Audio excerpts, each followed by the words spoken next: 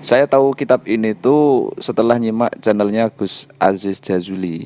Jadi beliau sudah membahas kitab ini sebetulnya dan saya hanya menampilkan karena sejak kemarin awal-awal saya itu penasaran siapa yang menentukan lokasi persisnya. Nah, ternyata penentuan lokasi persisnya makam Said Ahmad bin Isa itu menggunakan metode yang saya agak kaget sahabat sebetulnya ini. Kaget dan agak merinding membacanya. Jadi menganggap ini sesuatu yang biasa-biasa saja. Enggak, ini luar biasa. Kumpul dengan Imam Ghazali. Orang yang meninggal di abad ke-10 bisa berkumpul dengan orang yang meninggal pada abad ke-5. Ini luar biasa.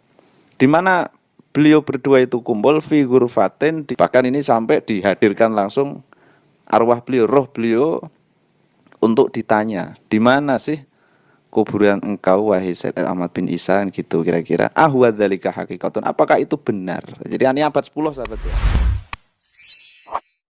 Setelah sekian lama saya tuh mencari-cari referensi siapa yang menentukan lokasi persisnya makam Said Ahmad bin Isa. Ini akhirnya saya sudah memiliki satu referensi sahabat tentang siapa yang menentukan lokasi persisnya makam Sayyid Ahmad bin Isa. Ini ada satu kitab yang berjudul An-Nurus Safir an Akhbaril Qarnil Ashir, karya daripada Al-Allamah Abdul Qadir bin Syekh bin Abdullah Al-Aidrus Al-Husaini Al-Hadrami Al-Yamani Al-Hindi. Nah, ini keturunan Ba'alawi sahabat ya, tapi beliau itu tinggalnya di India, negara India.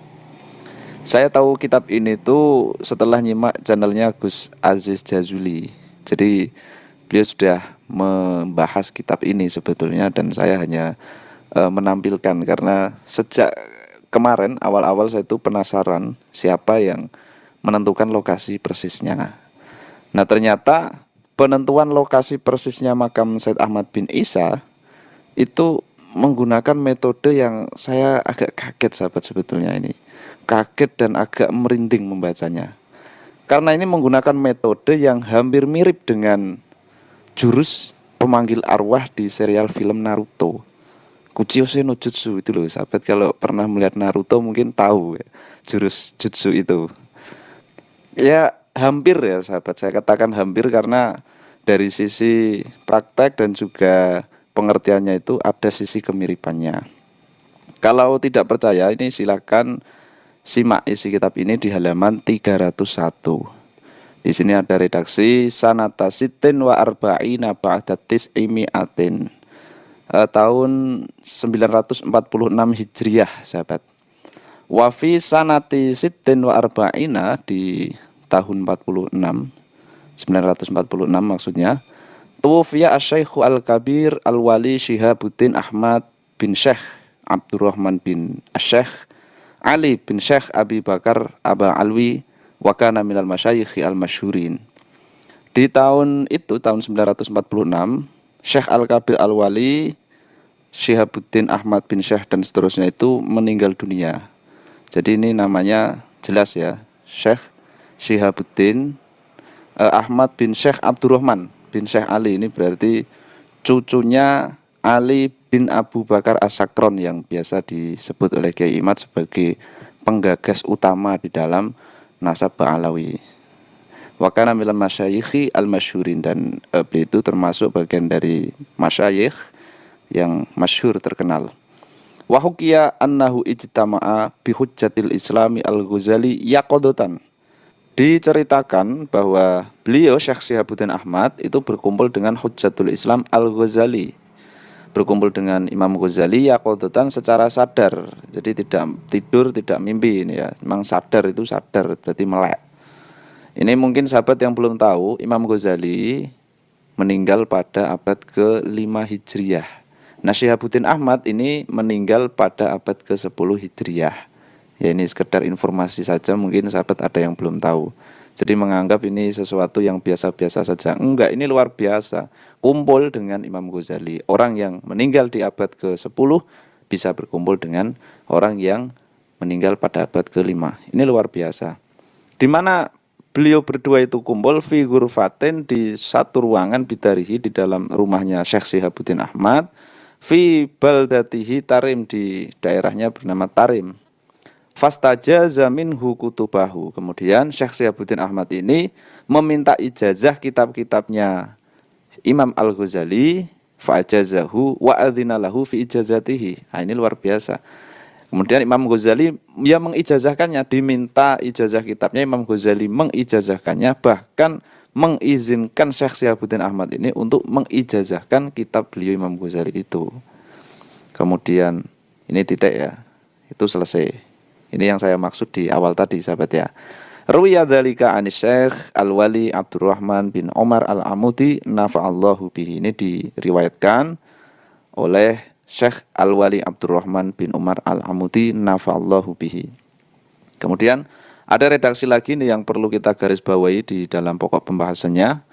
Ruwiya annahu zara maratan qabra jatihi As-Sayyid Ahmad bin Isa wa huwa mutawajjihun ila bur li akhdhi syai'in minan naqawul minha. Diriwayatkan bahwa beliau Syekh Syihabuddin Ahmad itu ziarah ke makbarah kakeknya, yaitu Said Ahmad bin Isa. Beliau menghadap ke suatu daerah Bur itu ya, untuk mengambil sesuatu minat naqawul. Fahasolallahu wa huwa jalisun inda qabrihi al-ma'ruf al-an dhuhulun wa ghaibatun. Kemudian ketika beliau ini duduk di kuburannya Said Ahmad bin Isa, duduk di sebelah kuburannya Said Ahmad bin Isa, Al-Ma'ruf Al-An, ini Al-An yang bilang adalah yang mengarang kitab An-Nur Safir ini di abad ke-11. Jadi abad 11 ini sudah matang ya. Lokasi persisnya makam Said Ahmad bin Isa di mana. Namun untuk di masanya Syekh Syihabuddin Ahmad ini belum begitu matang, karena beliau ini masih ini kita lanjutkan saja. Ketika Syekh Syihabuddin Ahmad ini duduk di sebelah kuburannya Said Ahmad bin Isa, nah itu beliau mengalami semacam zuhul, kebingungan ya. Wa ghaibatun ini hilang. Ya mungkin kita bisa arahkan ke pingsan atau yang enggak sadar begitu. Karena redaksi setelahnya ini summa afaqa, kemudian setelah zuhul wa ghaibah, semacam pingsan, bingung dan hilang itu ya, kayak semacam pingsan atau enggak sadar itu. Summa afaqa, kemudian beliau sadar, wa akhbar, dan memberi kabar. Jadi sadar kemudian memberitakan annahu, sesungguhnya beliau istahdara ruhaniyatahu, itu menghadirkan kerohaniannya atau menghadirkan ruhnya Said Ahmad bin Isa. Untuk apa? Wasa'alahu, dan ya bertanya kepada Said Ahmad bin Isa an qabrihi, ya di mana kuburannya. Jadi abad 10 ini sebetulnya sudah ada, masih ada kebingungan ini di mana makamnya. Jadi masih ada keraguan persisnya di mana.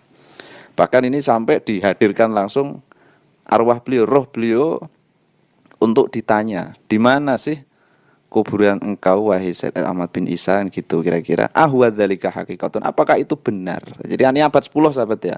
Abad 10 masih ada proses seperti itu. Jadi masih ada keraguan bahwa itu makamnya Said Ahmad bin Isa apa enggak. Nah, kemudian dihadirkanlah roh beliau dengan proses seperti tadi. Nah, kemudian ditanya, ini kuburan panjenengan apa enggak ini Said Ahmad? Kemudian Said Ahmad menjawab, faqala na'am. Ya. Nah, itu prosesnya sahabat ya. Jadi kesimpulan yang kita bisa ambil dari kisah ini adalah bahwa desas-desus mengenai makam Said Ahmad bin Isa berada di Husaisah, Yaman, itu memang sudah ada sejak lama. Desas-desus ya. Tapi sayangnya situs berupa makam Said Ahmad bin Isa, nah itu tidak ada. Tapi beritanya ada, tapi makamnya tidak ada. Nah, kan gitu ya. Desas-desusnya ada, tapi makamnya tidak ada. Makamnya tidak ada, tapi desas-desusnya ada. Nah, kan gitu. Nah, kesimpulan ini bisa kita pahami pula dari penjelasan kitab Fathur Rahimir Rahman karya Umar bin Abdurrahman Sohibul Hamroh yang dulu itu ya, yang hidup di abad ke-9 Hijriah.